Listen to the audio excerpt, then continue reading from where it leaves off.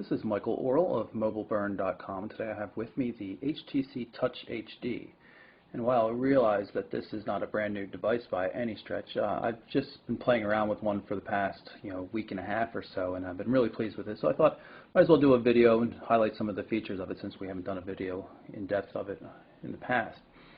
As you can see, very simple design on this device. It's dominated by a 3.8-inch 800 by 480 pixel display. It's a resistive touchscreen display, which means it requires a little bit of pressure. As such, it's compatible with a stylus. There's a stylus silo here with a magnetic latch on it. You can see it automatically activated the device when I removed it. Up top here we have the power button. Very simple looking buttons here. 3.5mm audio port for headphones. Volume control there. Microphone hole right next to the mini USB style power headset port. Of course, you don't really need to use that since you have a 3.5mm headset. This device comes with a 3.2 megapixel autofocus camera. It's not the greatest camera in the world, though. It's good in strong lighting outdoors and such like that, but it really needs a lot of light to get a good photo. And we'll show you a little bit more about that in a little bit. When we power the device up, you can see the TouchFlow 3D display, and as such, you can grab this little tab along the bottom, move across the different screens. You can also swipe. Now you notice the order of these tabs is different than what you might have seen on other devices. That's because this version of TouchFlow 3D comes with the ability to reconfigure the tabs, which is nice. You've been able to do that with third-party applications in the past, but now you can do it right on the device. You can even turn off tabs. You see I have the music tab turned off at this point.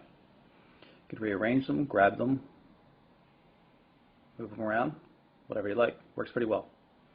If you look closely down here in the corner, you'll see the email indicator shows that I've got 2 new messages. Tap on that tab there. You can move through messages by using your thumb to move up and down. Switch to accounts by tapping on the little icons there. Get to the inbox down here, and you can use swipe gestures to move from account to account. So now I'm in the Outlook email. You can of course use your thumb to scroll around. You can always use the scroll bar as well. Weather reports, just like we've seen in other devices. Except now it shows 4-day forecast, which is pretty cool. Stock quotes are new to the HD as well.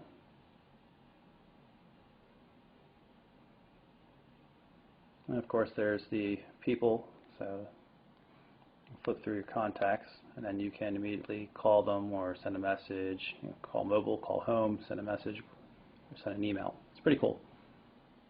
One of the highlights of the Touch HD is its Opera web browser, and you see we'll have our bookmarks listed here. We'll tap and go to the Mobile Burn homepage. It's a Wi-Fi connection, so it'll come up a little bit faster than it would on HSDPA if it were working on a European network.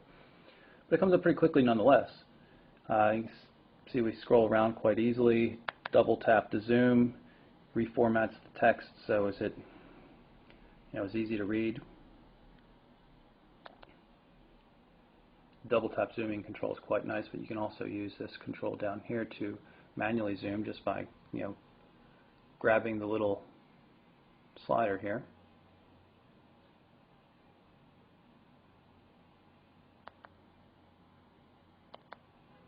Does a nice job with the formatting. You can see everything is laid in place pretty nicely. All the Ajax controls work.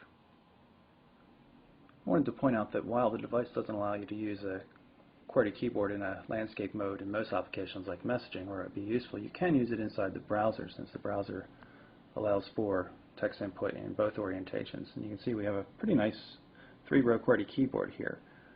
It's a real shame that you can't use this in messaging. The device obviously supports it. There have been times when I've gotten into the landscape mode in messaging from backing out of Opera in landscape mode. It's not possible to do it by default just by tilting the device or switching modes. This is a text messaging window on the device, just so I can show you the on-screen QWERTY keyboard. You can see it's QWERTY in a portrait form. I find it pretty easy to use even though there's no haptic feedback. Easier to use one-handed, I would say, than with two hands, iPhone style. There are other text input methods as well. You can use traditional T9 kind of thing. Compact QWERTY is the hybrid, BlackBerry Shore type display, or type keyboard rather. You can see it also, supports T9 or not.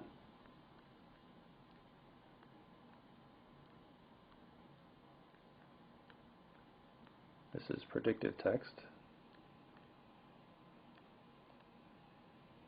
This is the photo viewer on the Touch HD. Now, in spite of the fact that you can't use text input in a horizontal landscape form, the picture viewing does work that way. You can, of course, use swipe gestures to move from image to image. Access the camera up here. Simple and not the best camera in the world. You can see here is the shutter button. You basically press the shutter button, it focuses and takes the picture right away. Makes it hard to get the picture you want. It's also kind of slow. Shutter speeds are always slow. Not impressed. It's better than what we've seen in some of the non-autofocus ones in HTC cameras, but it's just not a good camera overall, considering the otherwise spectacular caliber of the device in terms of multimedia. Here's a quick look at a sample video on the device, just so you can see how it looks. Very high quality. That 3.8-inch display is really good for watching video. And lastly, I just want to point out the little HTC developed task manager up here. It's in the upper right-hand corner when you're in the home screen. It allows you to quickly see or switch to an application and close them as well to save memory. So there you have it. That's our quick look at the HTC Touch HD. Very nice slab touchscreen device with a 3.2 megapixel camera, a 3.8-inch 800 by 480 pixel display, and a real 3.5 millimeter headphone jack. It's got a lot of internal storage thanks to a micro SD-HC card slot located under the battery cover. Really nice device. TouchFlow 3D works really well. Not much to complain about. You should check it out. I'm Michael Orrell from mobileburn.com.